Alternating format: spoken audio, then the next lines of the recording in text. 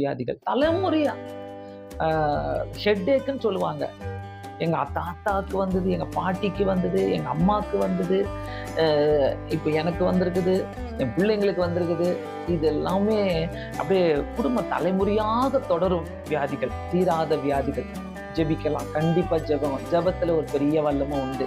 ஜெபத்துல கர்த்தர் ஆண்டவர் இப்படிப்பட்ட சாபங்கள் எல்லாம் நீக்க வல்லவராய் இருக்கிறார். பரம்பரையாக வருகிற சாபங்களை நீக்க வல்லவராய் இருக்கிறார்.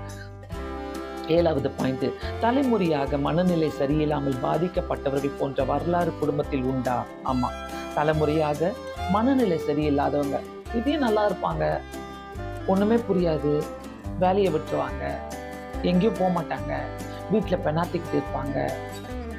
ஒரு மன ரீதியாக அவங்களுக்கு மனநிலை சரியில்லாம இருந்துட்டு இருக்கிறவங்க, அவங்க மனநிலை எப்படி இருந்ததுன்னு தெரியாது, எந்த பிரச்சனையில அவங்க மனநிலை பாதிக்கப்பட்டதுன்னு தெரியாது. ஆனா இப்படிப்பட்ட பாதிக்கப்பட்டவர்கள் கூட இதெல்லாம் தொடரும். இது அப்படியே வீட்டுக்குள்ளேயே ஒரு வியாதி மாதிரி, ஒரு பரம்பரை வியாதி மாதிரி தொடர்ந்துகிட்டே இருக்கும். கண்டிப்பா இதை கேட்குறீங்கனாக்கா வாழ்க்கையில ஜெபிக்க வேண்டிய சூழ்நிலைகள் ஏற்படும்.